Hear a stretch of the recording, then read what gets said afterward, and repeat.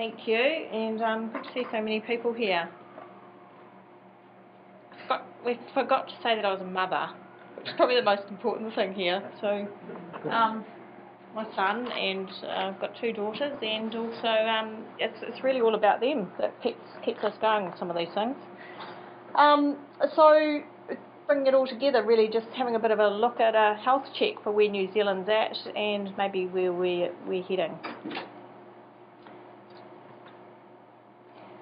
So, when I actually I was pulling this slide together, and I realised it was actually only 3 years ago that we were still sort of talking about the business growth agenda, where we're still going to be lifting the value from ag exports to lift by 30% by 2025, contributing to a significant growth in GDP. And double, the RETHINK Institute only in 2010. That was KPMG in 2013. So we're still on that trajectory, and it was based on the idealism that we've had a compounding annual growth rate of 3% for the previous decade, but looking to double that and that rate of growth for this current decade we're in. And part of that was realising the potential. The concept is realising the potential of 960,000 hectares of Māori-owned land. As we all know, a lot of that's quite vulnerable landscapes, and through intensifying that was going to be an option of increasing output as well.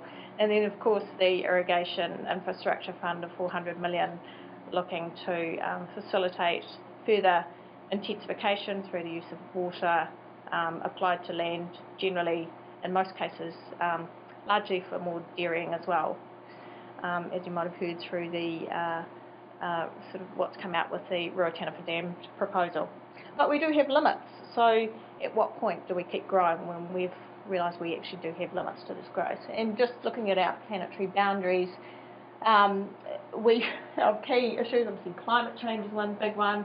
We've potentially over-assimilated our atmospheric absorption of certain things, but also the nitrogen cycle, or the nitrogen bomb, is effectively now about 6 to 7 times what the Earth can cope with in terms of assimilating the amount of nitrogen that we're generating and pouring onto our land. Of course, that's affecting oceans, so we're getting acidification, and also phosphorus as well, getting near to limits in terms of what Earth can keep absorbing. And then, of course, the knock-on from that is a huge rate of biodiversity loss. I think New Zealand's quite a winner in that department. But if we think about growth, and we love the measure GDP, GDP doesn't take into account, it measures the activity of the economy, looking at more jobs and greater turnover, but doesn't measure the cost of clean-up, the wellness of a society or community, the state of your science, and basically the economic vitality. But there's a thought that if we keep increasing that, really at the end of the day, environmental effects and the costs of clean-up will really take care of itself. But that's not what is actually happening.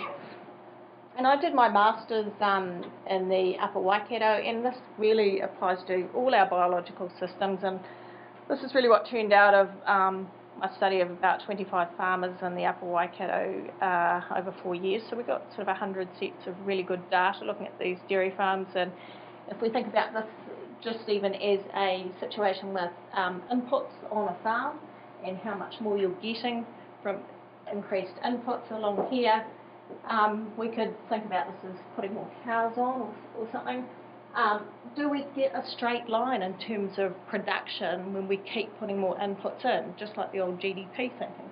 No, we don't. What happens in these biological systems is it tips out at a point where you've got to an optimum level, and then it starts heading off, and we don't get a linear response. Basically, 5 cows a hectare being fed an extra 3 tonne of grain each or whatever, it doesn't give you a linear response. They get to a point where it's optimum, and then it tailors off, and of course productivity is related to that as well. But profit, for example, how much is actually being generated from, say, extra cows or extra inputs in a dairy farm situation? There's an optimum point where you're in sync with the landscape, the people, the cows, the biological systems all together.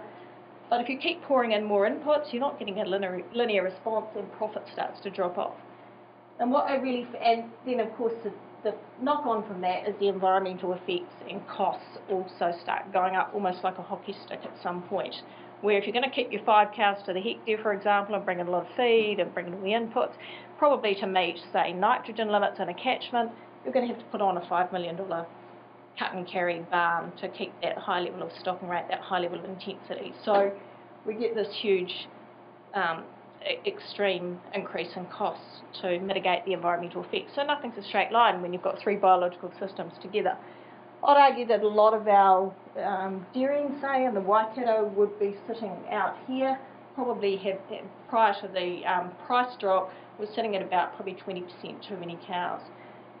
We could potentially bring that back, run things better and better in sync and sit here in the sweet zone. But our farmers have been encouraged to increase inputs, increase output, because that's really been the messaging. So you get lots of animals because I like animals, I'm a vet. But reality is, if we keep thinking that we've got to produce more in our processes, for example Fonterra, their model is based on growth. So our farmers have been getting the message that more output's better. They're also locked in through situations with debt where the banks actually lock them in on certain measures that measure them for more output as well. The issue is that, as I've just explained before, more milk, for example, in a dairy farm doesn't necessarily mean more profit. It often means more inputs and a higher risk business, which is not necessarily generating profit as such for farmers. And the other problem is, say, if we look at the Waikato, for example, where we've had probably about 70,000 hectares in the last 10 years of pine to pasture conversion in the upper Waikato, that's also added around 5,000 extra tonne of nitrogen leaving the root zone, making its way to receiving water bodies. That has to be worked out or shared out at some point, and as a result, farmers downstream of that have got to actually reduce their losses more to make more headroom. You understand what I mean by that? There's only a certain amount of that pie that can be shared around. So if we think about the concept of GDP or linear growth, and this is what's driving our regional plans, for example, they have to stack up with an improvement in GDP. Our councils have got a real challenge because they've got to juggle resources, but also have to show good economic growth in their regions. And what we tend to see is that the economic driver will trump social, cultural and environmental options, really. And probably watching what's happened with the Ruataniwha Dam proposal over the last 4 or 5 years in the Hawke's Bay, you have to ask yourself, are some councils actually captured by that? And they've got a lot of responsibility, these regional councils. They've got agendas that they've got to meet, but the challenge and the fights and the tension really comes down to that regional level. So that's why, we've had this challenge around the irrigation dam in the Hawke's Bay, and I was involved with that, with Fish and Game. And the challenge is there to put tension on all groups, because if I look back at what happened there, we had Dairy New Zealand, Fonterra, Hawke's Bay Regional Council, Hawke's Bay Investment Company, Federated Farmers, and some of the fertiliser companies all supporting an argument that it was okay for the Tukituki River to go to nitrogen toxicity. Okay? So 3.9 milligrams per litre of nitrate N in that river when it was mostly sitting under 0.8. For river health, it needs to be sitting at about 0.4. So this is really challenging when we're starting to see sort of almost science arguments to facilitate economic growth. We're starting to get into really challenging areas. An aerial view of one of the subcatchments that leads into the Tukituki, and the reason I'm putting that up there is just to give you a feeling of, I look at catchments now like I'd look at an animal and say, well, what's wrong with you and where are the sorbits? I look at catchments now and say, where are the sorbits? Well, critical source areas is actually what we call them, but as you can see, we've got areas of intensity on, probably for the farmer's point of view, the low, gravelly riverbed areas are actually the best place to put your stock in the winter, aren't they? Free draining, nice and dry. But As you see, they also capture the rainfall, you get pooling, you get soil damage, and so the 4 things that affect waterways are nitrogen, phosphorus, the fecal build-up, so that creates pathogens in the waterways, and sediment. And as you can see, you know, where we intensify these certain areas, we get build-up of that, then we get the rainfall events, and generally about 10 to 15 days after a rainfall event, we'll see some knock-on effects, either in public health, or we'd see it actually as vets looking at herds. You'll often get outbreaks of certain diseases around 8 to 10 days after heavy rainfall events as well. So something to do with that sort of pathogen recycling in the water in a lot of cases too. So just a little bit of science here for you, for those of you that maybe aren't into the detail, but why is nitrate an issue in New Zealand? In a lot of our cases, we've got a lot of female dairy cows, and they stand in one place and they urinate and they don't move around, and it creates a bit of a problem in the urine patch, because in the urine patch we get about 1,000 kilos of nitrogen per hectare in one spot. That's too much for that soil to cope with, and the urea turns to nitrate, and the nitrate is the soluble form that gets into the groundwater and makes its way to receiving water bodies. But in some areas that might take 15 to 20 years, some areas it might take 100 to 120 years. So if we think about the Waikato River, it's actually reflecting a landscape of about 50 to 60 years ago. So nitrate goes through the land, phosphorus goes across, and phosphorus is generally joined to soil. So when you see soil damage, etc., it runs off in heavy rainfall events, and you get these big flushes of soil and phosphorus making its way to receiving water bodies. What does sediment do? Sits in the bottom of rivers and lakes, doesn't it? And then what happens in those rivers and lakes is you'll get changes in, we get stratification, and you get low oxygen levels at the base of those lakes, and then you'll get release of phosphorus over time. So it's actually a legacy nutrient as well. So once it's in there, it's really hard to get rid of. So I'm going to jump around a whole lot of places because, as Peter did mention, so I've got a bit of a wide background, but I will talk about systems, because what we're facing now is a bit of a systems issue. You know, water systems, hydrological systems, assimilation of systems, farm systems. Do we need to think about how we've been doing our farm systems for the last 50 to 70 years, and more recently what we've been doing the last 20 or 30 years, because consumer perceptions are changing. And in a way, we used to think more production, more science, more inputs, let's just keep pumping it out and everybody will take it. But now the world's sort of flipped on its head, and it's about what does the world think. So we've got to come from the outside in. And it's quite a different way to look at things. Welfare, residues. Can we get away with this? We've now got 5.5 million tourists going through New Zealand with GoPros on their heads. Is that the thing that we're going to be comfortable with them seeing?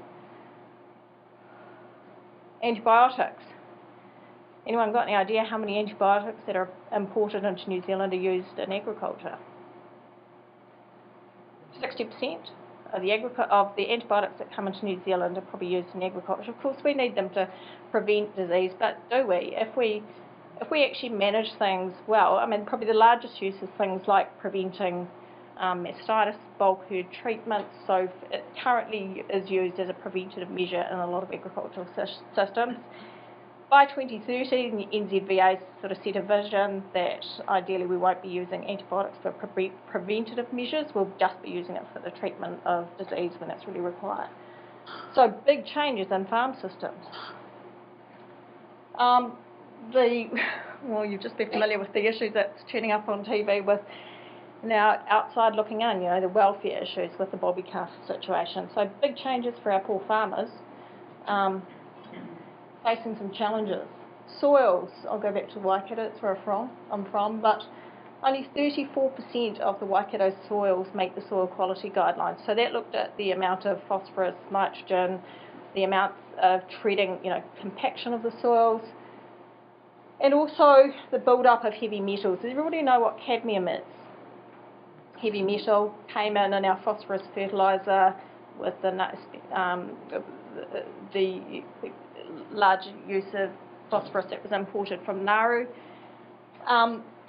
around 160,000 hectares of Waikato dairy land now is above 1 part per million in cadmium, which means that actually if you want to turn your dairy farm into a vegetable growing or a small block or subdivide it, theoretically that cadmium could be really dangerous if you want to grow silver beet in it for human consumption. So we've got this build-up of heavy metals, and if we carry on like we are, half of all intensively farmed areas in the Waikato will be above 1 part per million.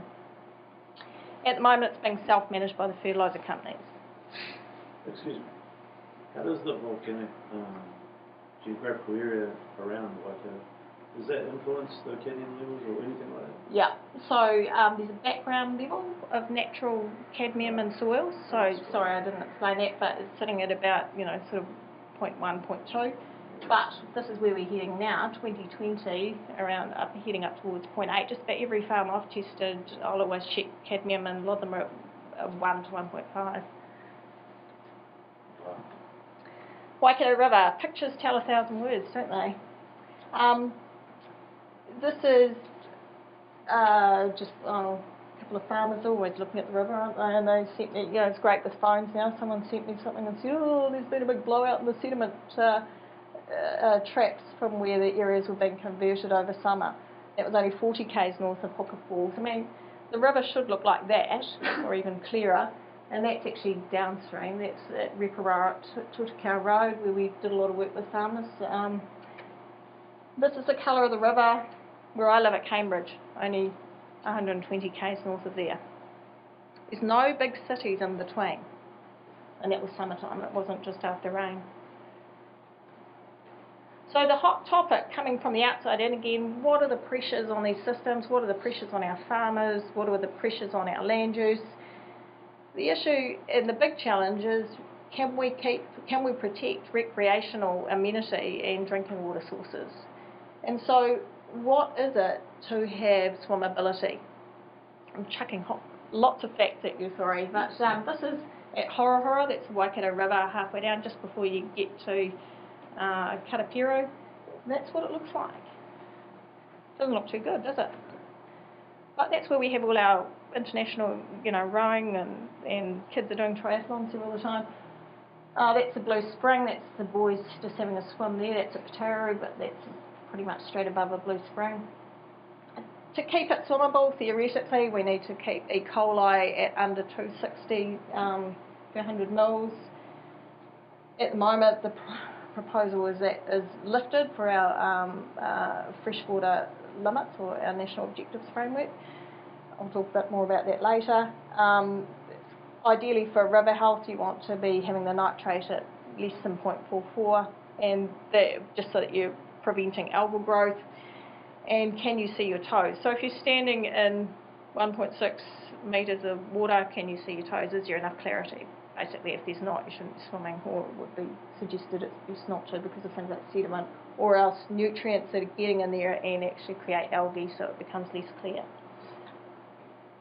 So our challenges are, we've kept intensifying, we haven't counted all the costs. So if we just think about if we convert, say, 25,000 hectares of upper Waikato forestry to pine to pasture, the losses are equivalent of about 8,100 tonnes of carbon to air through the loss of that forest, around 1,200 tonnes of nitrogen coming from the root zone, just from that 25,000 hectares, and a faecal pathogen load of untreated sewage of, if you put 2.9 cows a hectare on that area, equivalent to the population of Christchurch and Wellington, just on that area. So if we're just talking about comparing what it was to what it goes to through an exercise like that. Oh, lovely photos, aren't they? I've got more gory ones coming, so just get used to it. Okay, so how do pathogens make their way from our land to our water bodies? Well, interesting. I mean, if we've got a lot of heavily stocked areas, we've got a lot of soil damage, we concentrate our cows on small areas in the winter, you get soil damage, you get build up of feces, and then you get heavy rainfall events, don't you? And as I said, it's like follows that pathway of phosphorus going across the land. You get the runoff going straight into the water bodies. some of these bugs are really, really clever because they can actually form biofilms or little places on the edges of sediment, and they can stay in the bottom of rivers until they're disturbed, or the sediment in the bottom of your water tank or wherever it's going, and they might just stay there, and when they get stirred up and then get swallowed by someone later on, 5 years on, affect you. So, you know, they don't just come and go away or get washed away. Some of them can stick around, especially these tricky ones like mycobacterium, which form biofilms on the sediment. So if you think about everything's connected, how does the, sorry about my words, paddock talk again, but how does the crap get through the tap? Or how does the crap in the paddock make its way to things that we eat? Well, actually water connects everything. And if you think about how the land, how we farm our land, how we concentrate these areas, especially on gravelly or coarse soils, you can actually get preferential flow of the pathogens in the water making their way straight through the aquifers, and in some cases we're seeing that in Canterbury. So zoonotic pathogens means that animals are often the hosts, and then it can contaminate people as well. I know there's some very smart people in this audience, so if I make some mistakes, just but zoonotic pathogens, 75% of emerging new diseases in humans will have their host or origin in animals. So we do have to think about this. It's probably one of our biggest challenges. We use the E. coli measure to say if a river's going to be swimmable or something, but the E. coli measure doesn't see a whole lot of pathogens. And these zoonotic pathogens like, well, the protozoa, for example, Cryptosporidium and Giardia, are not picked up by the E. coli measure. And also, they're quite tricky. As you can see, they look quite robust. They hang around for a whole lot longer too in the water. So 50% of the time, the water going through the Waikato at Hamilton is quite positive for these protozoa. So just using a measure like that doesn't always see them. And then other ones like Yersinia, Clostridial diseases, and leptospirosis. You probably heard leptospirosis, again not picked up by the E. coli measure. Oh, here I am again with these horrible pictures. I'm sorry. But, you know, you've got to give it graphic to give it meaning, don't you? So, well, we don't know. The inquiry's just started in Hawke's Bay today, I think, or this week. 5,000 people affected by a bug that's probably come from livestock, possibly sheep, we're not sure. But that was an interesting one. It's going to be interesting to see what comes out of that. It's not just the 5,000 people that were affected with Campylobacter then, because sometimes there were protozoa probably as well, and 10% of the people actually were affected with Cryptosporidium, I think, in that case as well. So, which is just sort of part of the picture of pathogens, agricultural pathogens making their way into drinking water. As you can see, it's quite a tonnage of feces that's untreated, that's on our landscapes, that can make their way to water bodies where we're drinking and swimming in all the time. So it's a challenge. Actually, it might come back to the vets having to help the farmers work with containing some of these bugs right at the source. Can everyone see what that photo is? That's at Vinegar Hill in do you know where Vinegar Hill is? Yeah, okay, so Rangitoto River. This is a sort of intensified farming area where they've just winter crop and fed the I can't see if the male or female animals there, but the cattle, and they've been fed intensively over short breaks right through the winter, so really intensively farmed there over the winter period. And as you can see, river comes around there, Hunterville water supply intake there. Permitted activity to do it, but the reality is that the national environmental standards do require protection of source waters, and actually when you read those rules, they actually say that then there should be no permitted activities upstream of a drinking water source that's registered for a community.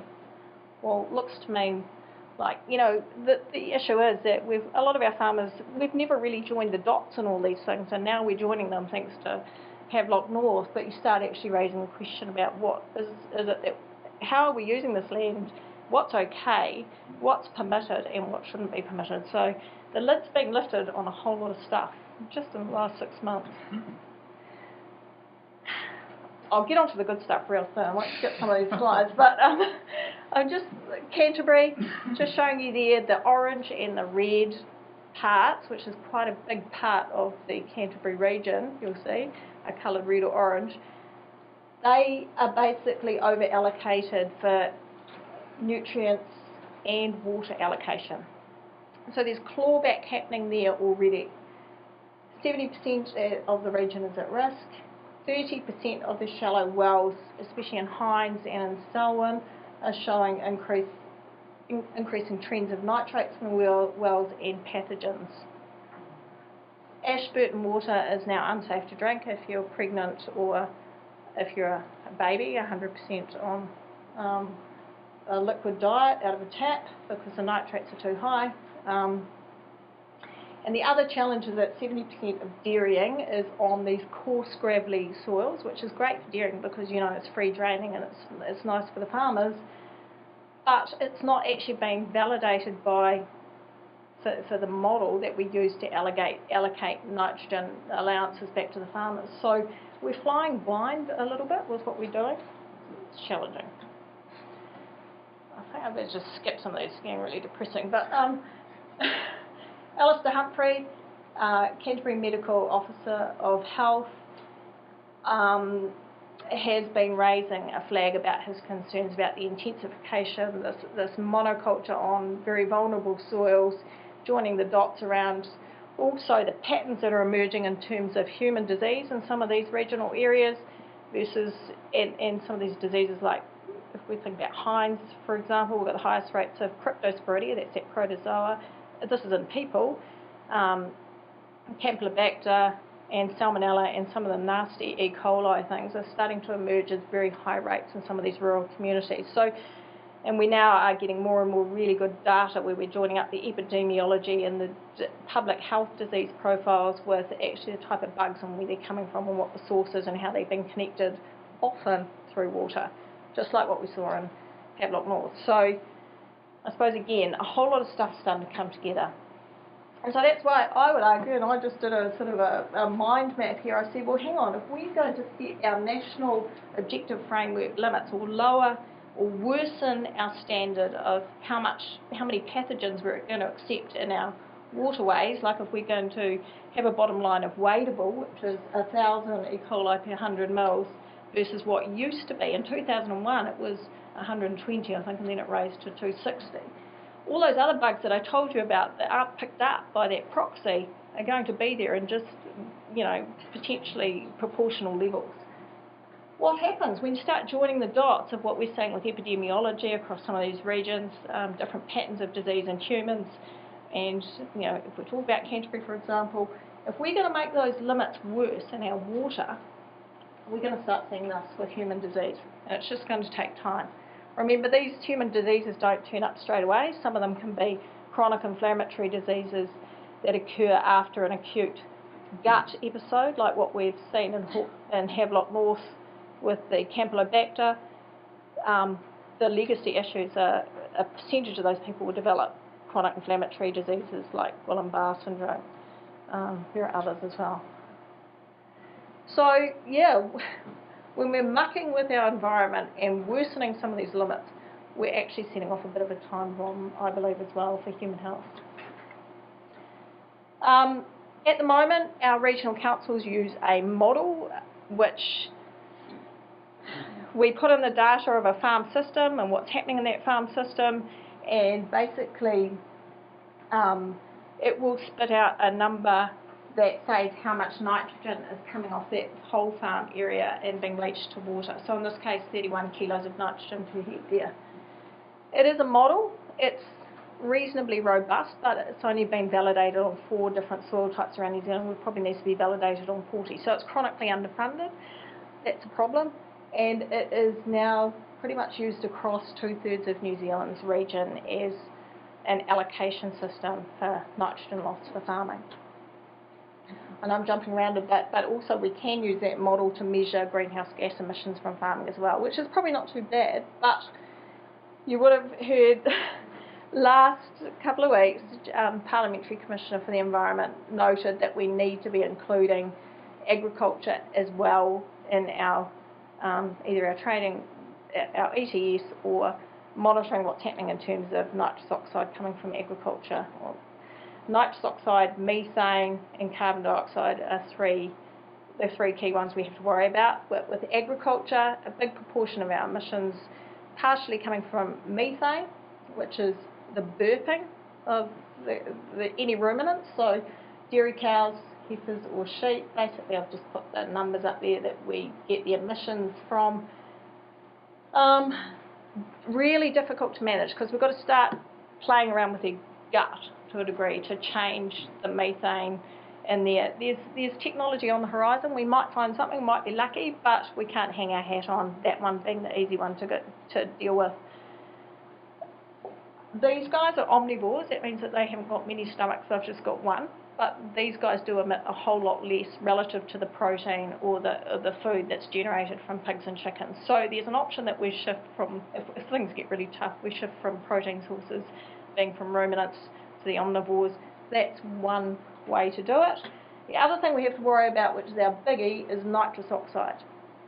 298 times the global warming potential, and I'm out of my league here, but of carbon dioxide. So it is a bit of a baddie. And it's got great heating potential as well. Where does nitrous oxide come from in our agricultural systems? It comes from this whole nitrogen cycle that we also have to worry about for water that I was telling you about, but we also have to worry about the diffuse losses from agriculture to our atmosphere. In most of our farming systems, we've got really high protein in our nitrogen-dominated ryegrass systems, to the level that we've got probably 30% more nitrogen or more protein in our diets than these guys actually need, these and dairy cows. And so as a result, they have far higher concentration of urea in their urine, and it's when the urine hits the ground that we get the nitrous oxide release. So we could actually manipulate things here just about now by altering a large proportion of the protein in the diet. At the moment in New Zealand, we rely on nitrogen fertilised ryegrass systems, pretty much that monoculture system.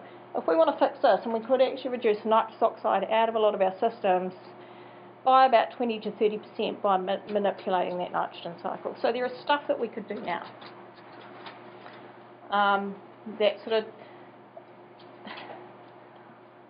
I've touched on this because I did touch on this a little bit around the RETHINK case, where we've got a challenge in New Zealand where if we start speaking out as scientists on these sort of things, it's not easy, especially when you're going against the old systems of thinking. And we certainly have found that in the last few regional plans. And we've got a situation also, especially around water quality, where this is a very tense topic. We're starting to play with systems that have been there for years, and there's so much money involved with these systems to change that now we're starting to get scientific arguments coming out to defend them. And actually, I'll be honest with you, a lot of our farmers are starting to sort of see the scientists discussing things like this as well, and they're almost losing a bit of faith in the science, which is making it really challenging if we wanted to get farmers to change. Okay, so there, I've covered all those real challenges that we have got ahead of us, and are there solutions? I know you're all looking very depressed, and I'm getting really depressed talking about it, but there are things that we can do. There are things that we know about, and if we start making some changes soon with the stuff we know, then it's not going to be so tough for us later on. Because if we don't do something soon, something's going to suffer. Or if we just keep looking forwards and not backwards. So, solution one. We need to stop pretending we haven't got a problem. Solution two, I think we need to look for leaders, because at the moment there's a lot of protection of how we have been doing things in the past. So what we need is a clear vision of where we're going for with pastoral agriculture with respect to all these diffuse losses. Where we've breached limits in a whole range of areas. So what are we doing with our land? How can we at least start clawing back and getting back towards what's sustainable? Can New Zealand be a world-leading farmers market of the global village, if you like? I mean, is that where we need to be heading for our land use? What's it look like?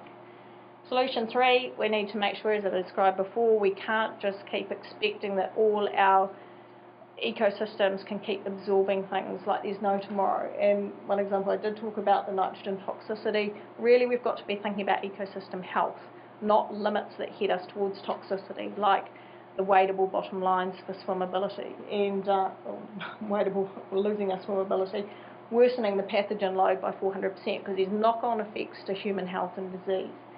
And our rivers, at the moment, the bottom line is using nitrogen toxicity. Ecosystem health is where we need to be for a multitude of reasons. Solution 4, we really need to stop converting vulnerable landscapes. We need to put a line in the sand. I mean, some of the regional plans have done that quite effectively, and I think the Waikato plan that's just come out has tried to do that. People are getting used to the fact that, you know, you can't even have as many cats as you used to have. I think in Wellington, was it quite recently, they were saying we're going to cap the number of cats. So I'm saying we've got capping and clawback here. What's wrong with starting to have a conversation about cow capping and clawback? I mean, we're starting to have some tough conversations, so let's keep going. That's good. Do we need to diversify our source of protein? We've got all these disruptive technologies starting to come and hit agriculture. We've now got burgers that bleed, but they've got no animal blood in them, it's plant blood. So, well, team, they spent 200 million researching this way to make a burger that looks perfectly like meat and tastes like meat and hasn't got an ounce of meat in it. Why would we go there? Because we can grow a whole lot more plant protein per hectare than we can animal protein. So if we think about our milk dairy farm, for example, in Canterbury, is probably using 6 megalitres of water to the 6 million litres of water to the hectare each year to grow pasture, to then produce milk solids, maybe 1,000 kilos of milk solids a hectare, of which only half of that is protein, so 500 kilos of milk solids of milk protein per hectare, using a whole lot of water and losing a whole lot of nitrogen, maybe 100 kilos of nitrogen per hectare to the receiving aquifer. What about if we grew something like fava beans or peas or a cyclical crop with some cereals in the winter? We get significantly more gross energy per hectare. We get around 4 to 6 times the protein per hectare.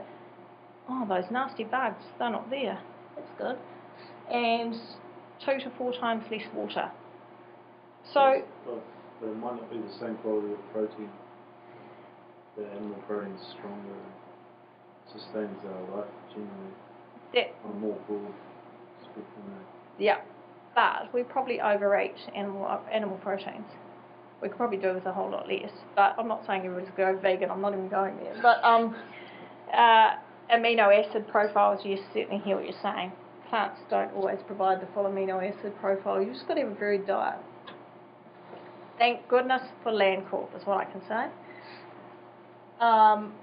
Really impressed with what the Landcorp leadership are doing. They're basically, I've put Steve up here because just the other day I noticed in the media that Steve had met with Impossible Foods. So as I was talking about the alternative protein startups, huge amount of money available floating around the world to look at alternatives, and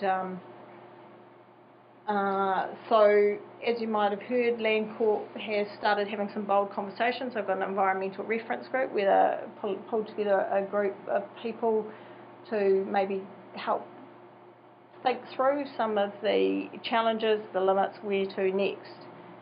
And I'm involved with them. I've just been actually blown away by how quickly they're sort of taking on new ways of thinking and looking at retrofitting old systems. So systems thinking, but systems moving forward. How can we do this a whole lot better, add value, and the great provenance story as well.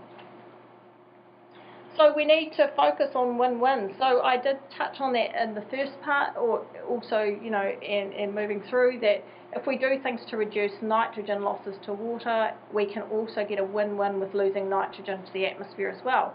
And I did also mention that, you know, in a lot of cases we're overstocked, for example, we could be moving back intensity but still getting profit. So those are things that are win-wins, but we need to bring those dots together almost in the media, for the public, for the farmers, so they're actually understanding that this isn't so scary. We can do things. So we've got to talk about win-wins. These are all guys that I've been lucky enough to work with throughout the country. Rex Butterworth halved his nitrogen leaching, didn't lose, it destocked, but used a different system. He wanted to do that from a welfare point of view, put in herd homes. Is basically running a really profitable business with half the leaching. The group of 25 farmers that I worked with in the Upper Waikato, again, it showed up that these guys could have less intensive systems with around 30 to 40% lower leaching than the others and more profitable at a long-term average milk price. So these stories are out there, the leaders are already doing it, they actually already know about it, they don't sing from the rooftops, they need other people to tell the story. But we do have solutions, and so reducing that nitrogen loss to water, also they'll be reducing their nitrous oxide losses to the atmosphere as well. Win-win. So if you just see, I should be the other way around, is that how do we reduce the diffuse loss? But if we are overstocked, we've got too much protein in the diet, we're using too much fertiliser, and these guys are generally oversold fertiliser, certainly nitrogen and phosphorus. I told you about the link to cadmium. We could be reducing fertiliser a whole lot more and be a whole lot more strategic. Generally when we crop really steep soils or vulnerable soils, we get a lot of loss of all these four things: nitrogen, phosphorus, sediment, pathogens, greenhouse gases. So if we stop doing all the overuse of the bad things, we actually could be getting a whole lot of wins with a whole lot of these diffuse losses. So there's a lot of opportunity to be getting win-wins right across the board. And that's why I'll just, this is a, start doing what we can. So if we look at an emissions profile, for example, of a Canterbury dairy farm, as you can see, the carbon dioxide emissions actually aren't that much. The nitrous oxide emissions are a significant part of the emissions profile, and that's the methane, so we can't really play with methane too much. We've got a lot of room to move with this one. And as I've explained, there's an opportunity to be reducing nitrogen losses from these farm systems with a few different alternatives by about 30 to even potentially 40% if we start playing with protein in the feed. By reducing that by 30 to 40%, our overall emissions profile drops by about 20 to 30%. So there's stuff we can be doing now. We need, if we're going to have industry self-management, where an industry says that we're doing the right thing, it's got to be transparent and it's got to be effective. The challenge at the moment, I'd argue, is that we've got a situation, say, where the dairy industry is saying, yes, we've got a sustainable water accord, but there is a situation where we've got fertiliser reps doing the accounting, if you like, on the nutrient budgets for Fonterra, and now we've got a challenge that 5 years on, after that's been going on, we haven't got any usable models that these farmers can use. So there's areas in this sort of self-management that need tidying up. I mean, I'm personally not comfortable with fertiliser companies being in charge of the self-management for cadmium. It's sort of a bit like the fox in the hen house. So yeah, I think industry self-management needs to be transparent, effective, and it needs third-party auditing. And the other issue is that we've got a model that's being used by all these regional councils, and it is just a model, and it's got a lot of assumptions, and it doesn't necessarily deal with the other big four, the three challenges we've got: pathogens, sediment, and loss of phosphorus. Right inside the farm gate, we need to stop doing this sort of stuff, because these are big hotspots and sources of losses. And that'll come back to people like the vets working with the farmers as well as the farm advisors, but there are things that we can be doing to reduce some of these risky diseases, as well as when you join high-risk disease with high-risk practice, you actually get a double whammy. And so we need to be stopping these sort of things, tighten up on loose practices. Let's just tighten up on loose practices. we need the regional councils to enforce the rules as well. That would really help, because it's an example of a feedlot situation that's a permitted activity. It shouldn't be, but this was under a permitted activity rule in the Hawke's Bay, so Tuki River's just there. As you can see, lots of animals, soil damage, parked on one paddock, fed intensively. You're not only going to get losses through to the aquifer, but you're going to get significant runoff in rainfall events. We need better rule enforcement. It's a solution, we just need it to be done. Oh, my numbers are going a bit funny, I don't want to have it here, but anyway, don't look at the numbers. What we need to do is work at a sub-catchment level as well, so get farmers, talking to farmers and the local jet boat operator and the local marae and everybody that's in that local catchment hydrologically to be working together. Because when you average things right across the country, it becomes quite meaningless for the people in each sub-region, because each sub-region's got different issues and different challenges. So if I had my way, I'd be looking at sub-catchment solutions with everybody in that community working together and for basically the best water quality outcomes that they can achieve, because each region's got slightly different issues. And just have the guts to have the bold conversations. You know, at the moment there's a huge standoff occurring in New Zealand that's between agriculture, the rural and the urban, between the environmentalists and the industrialists, between the scientists. They're all even, you know, a few of them are arguing about the science. We just need to get down and try and sort this out, just like Landcorp is, just like Landcorp's formed this group, having an open conversation. And I noticed we've got one of the Landcorp guys here tonight, but I think they're showing leadership, and this is all about behaviour change, doing things differently. Just about finished.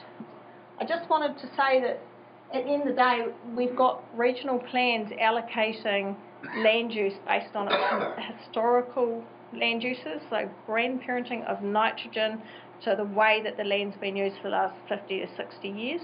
The reality is that if we're going to have zero nitrous oxide emissions by 2050, do you think we're going to have a whole lot of ruminants? Remember I showed you that graph of where the nitrous oxide's coming from? Do you think we're still going to be farming heaps of ruminants? I don't know if we can. And if we're 2050 here, and we have to reduce nitrous oxide emissions, and at the moment we're at pretty much 100% animal proteins coming from our land, do you think we're going to have to change the profile of what we're doing with our land? Maybe growing more plant proteins, if we're going to achieve that. And if we are, that might have to have some significant change by 2030, 2035. Well, we're 2017, and we're not doing much yet. So we do need to start getting on with this conversation. So in reality, I see I have started with my son, and I've got a few blokes on the end to finish it, but we need to stop the denial. We need to develop a national vision for agriculture, my view, because otherwise we're going to look like this. We need to support transparent and independent science. We need to make sure we've got measures, or health measures in our ecosystems, not toxicity. If we're going to do irrigation, it needs to be economically and environmentally sustainable. We need to be using real environmental indicators as well as models, but not have models as the sole measure. We need to control losses at the source. We need to enforce rules. We could be doing that now. And we could stop risky business now. And we could be looking at allocating our nitrogen loss or our diffuse losses through regional plans based on land use flexibility, not on the historical way that land was used, because we might need land use change moving forward. Actually, it looks like we probably will. And start the bold conversations now.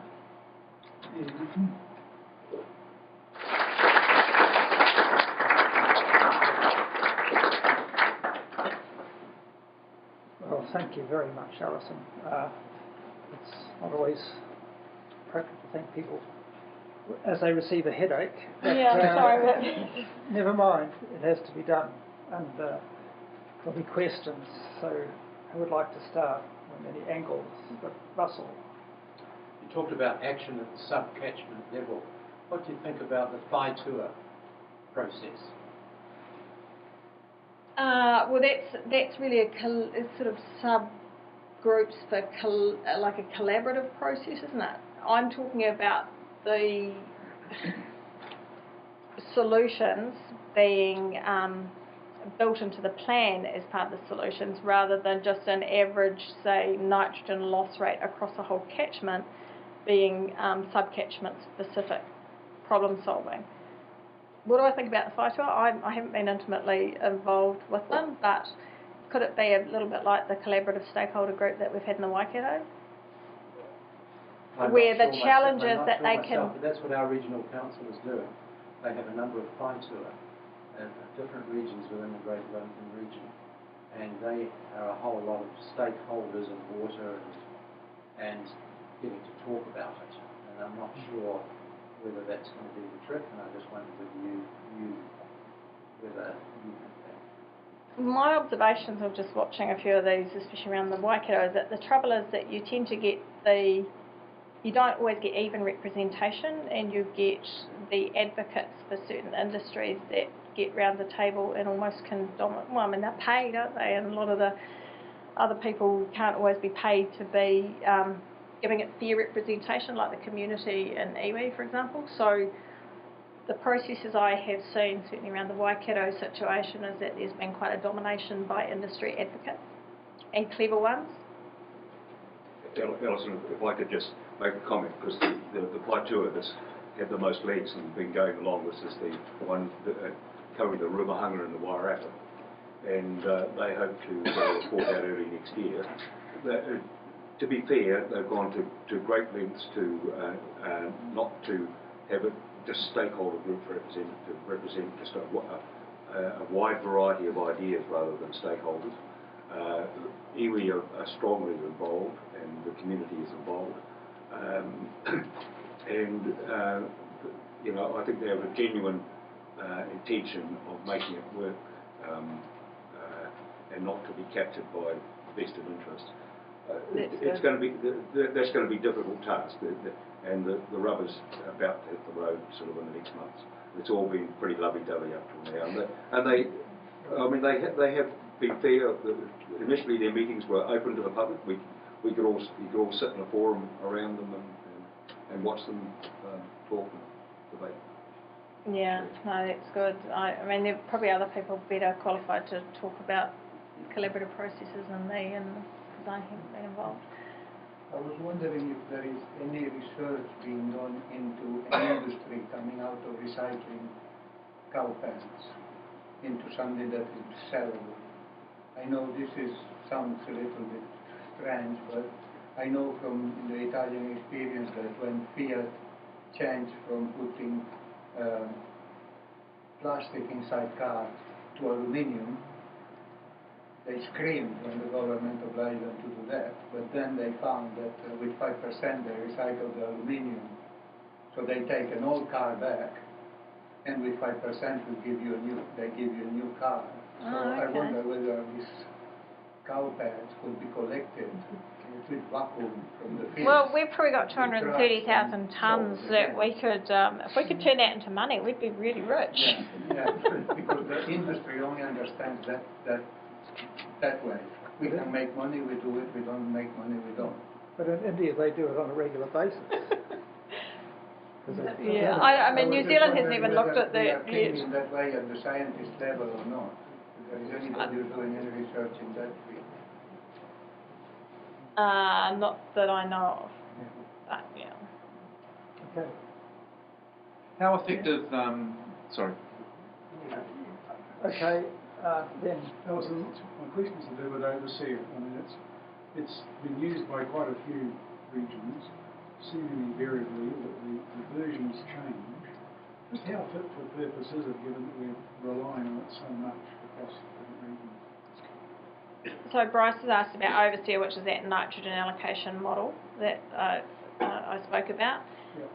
It's how fit for purpose. It's being used way beyond its ability at the moment, and unfortunately we've got all these second generation regional plans, well 2/3 of them now that have gone through in New Zealand, and we've almost land prices actually linked to this way that we've allocated nitrogen loss rights. So I think it's been way overused, and that's probably why the Waikato plan that's just pretty much coming through this week, is there's so much tension around it because the farmers are understanding this as well, that their land values are linked to what the overseer number's saying, and it's dictating way more in a way than it should be. So I think as a country we've got a really big challenge, and again we need to start having the bold conversation about that one, because it needs a lot more resourcing in terms of the science if it's going to be used as a sole measure. The challenge is too that the farmers don't trust it, because it's changed so much.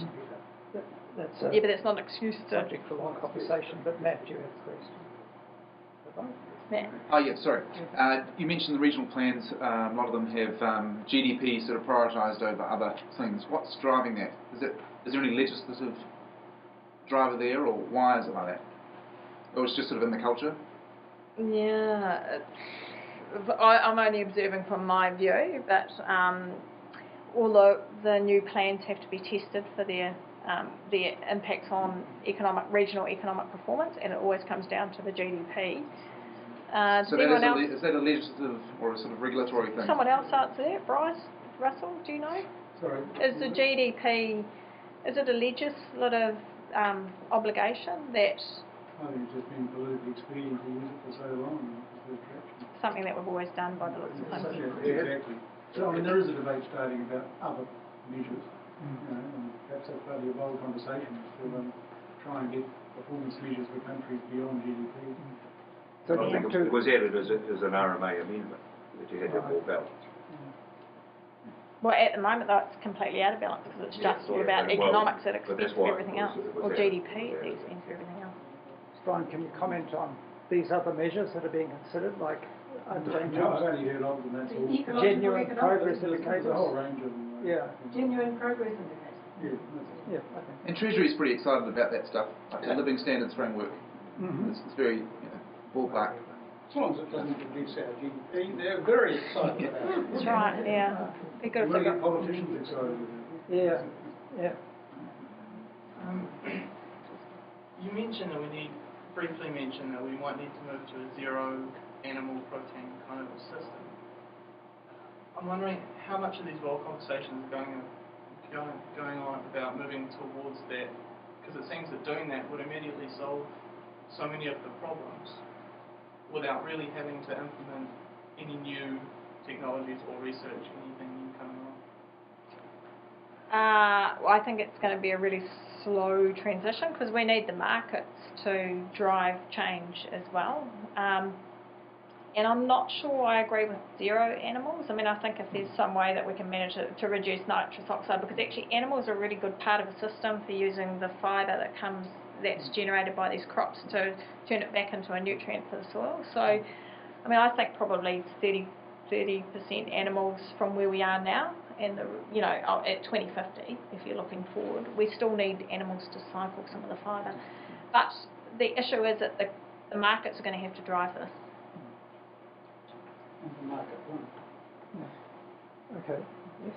There's a lot of New Zealand land that isn't suitable for cropping, though, isn't there? And you can't start growing crops on high hill country and stuff like that. So it's difficult to say we just change the whole lot over. I totally agree. So, but if we look at all our better class land, class 1, 2, 3 land, and we can if we go rotational cropping of a range of crops around the year, and we do precision agriculture, and we minimise any, we're not stirring up the soil, etc. We're doing precision fertilising. We can grow 30 tonnes to the hectare of these crops, versus at the moment we're probably harvesting about 9 tonne of pasture through an animal to produce 500 kilos of protein per hectare, with a hell of a lot of these other externalities that I've talked about: nitrous oxide, nitrate to the groundwater, pathogens, blah. But if you start putting them on a balance sheet, I think probably we could get a long way there. Intensive dairy now are the ones that should be used for cropping. That's right. So you get back to why are we allocating all the pollution, we call it nitrogen loss rights, just on the basis of an old type of or a historical pattern of land use, when the next 30 years it might have to change quite significantly and quite fast. So we need to look at land use capability for allocating that flexibility and headroom. I'm getting quite a technical conversation. I just was wondering if you've got a view on the Our Land and Water National Science Challenge and whether you think it's going to make any progress towards the better ecosystems in rural areas. I've only had little snippets of what's in there, but from what I gather, it's not really along these lines. I don't know. Well, it's about maintaining productivity without and maintaining ecosystem health and everything like that as well. But the emphasis is still on improving or maintaining productivity. So business as usual systems. Yeah, but by not doing any damage or reversing damage to the ecosystem. Do you think anything good will come out of that? There's probably some tweaking and efficiencies, but I mean, we're talking about systems shift up here, really, to do what we need to do and achieve what we think we need to achieve. That writing's on the wall, it's systems shift. So unless it's looking at systems shift, probably not. Yeah, just a comment. I don't really have an answer, but for the past 15 years, I've watched the Mackenzie Basin, which is one of the windiest, driest places in the country, just turn green. I've written numerous letters to the Waitaki Council, who are essentially run by a bunch of farmers, and it's just been so disheartening to watch pivot after pivot irrigation scheme go in, simply because they now have the money, which was essentially given to them by DOC from buying up the high country, to have these large Southern Lake irrigation schemes, and I don't know where it's going to go. Yeah. The rivers are going to start to turn green pretty soon.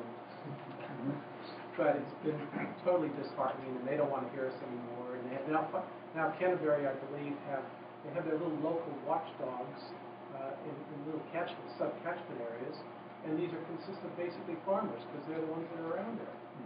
So. Okay, so it's another bad news story. Thank you. It is another bad news story. I hear your pain. But we need to hear them. Yes. Margaret. Yeah. Margaret, did you?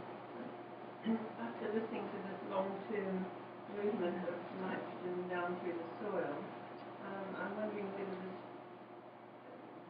there's any hope for improvement if the margins are planted with vegetation and the cows kept away. It sounds as if all it's going to do is delay for some years the kind of progression of nitrogen inevitably down into the rivers anyway. Yeah, so what you're saying is does riparian planting fix the nitrogen bottom? No, it doesn't. It's because the nitrogen goes through and underground. The riparian planting is good for providing shelter and improving temperature and stopping that surface runoff, overland flow of phosphorus and pathogens and sediment, but no, not nitrogen.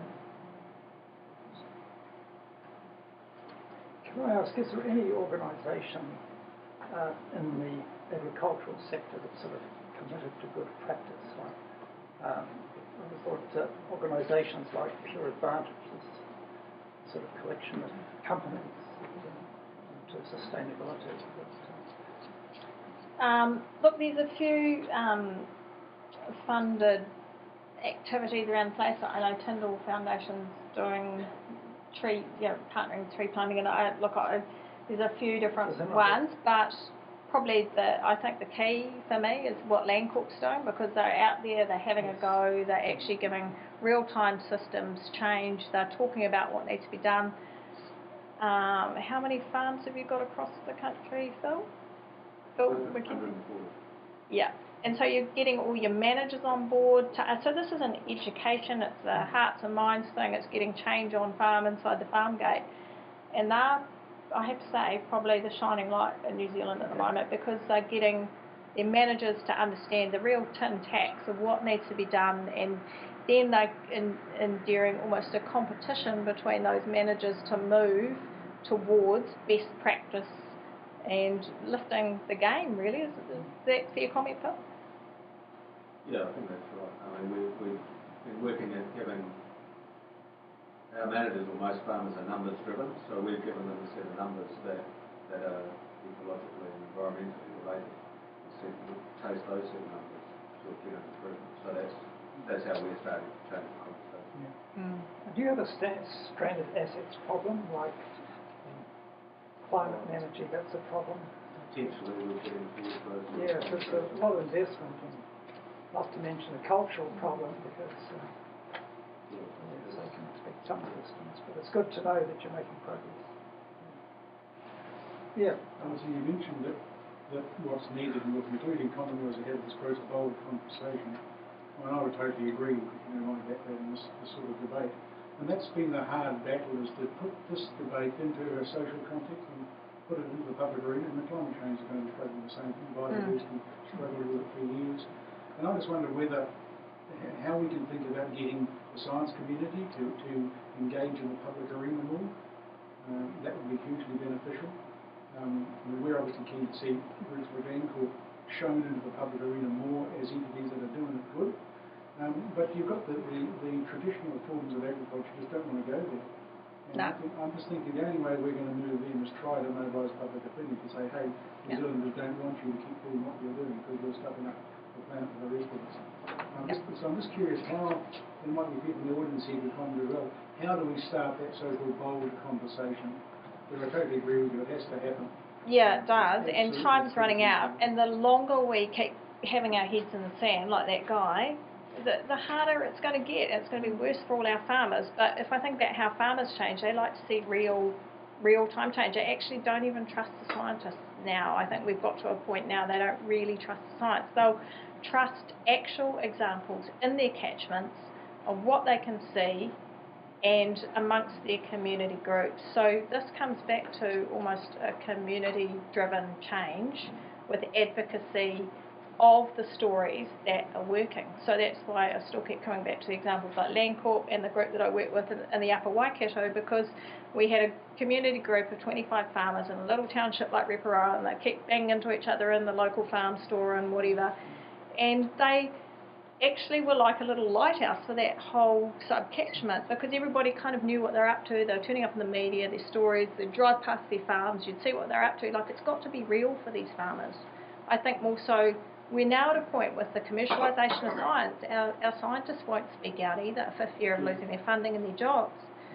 And so, not only have we got that commercialisation issue, but we've got a bit of a lack of trust as well. There didn't used to be such a division between government science and university science. But now the Crown Research Institutes have the problem because they're operating on a commercial model.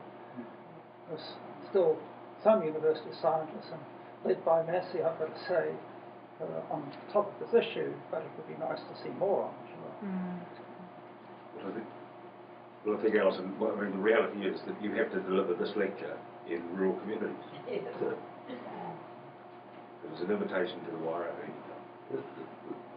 No, I've done this. I've been doing this sort of talk every week around the country in lots of rural communities.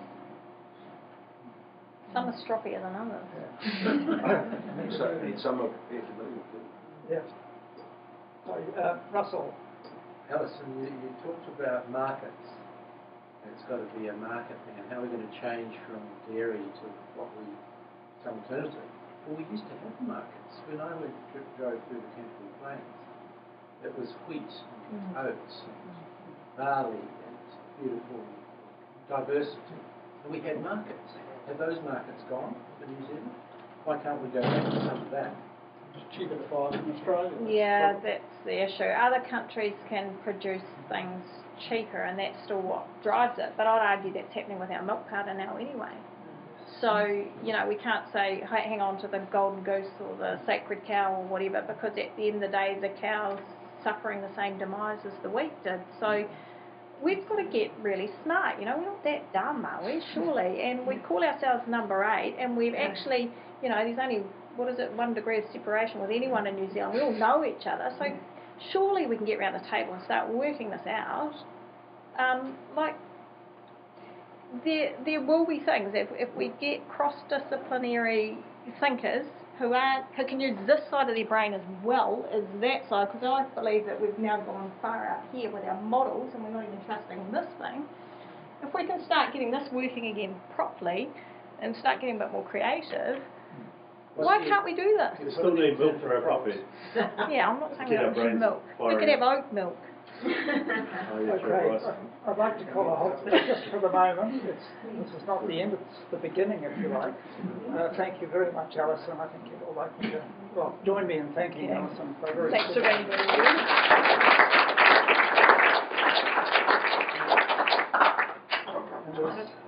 You're very patient, audience. Some things down the back.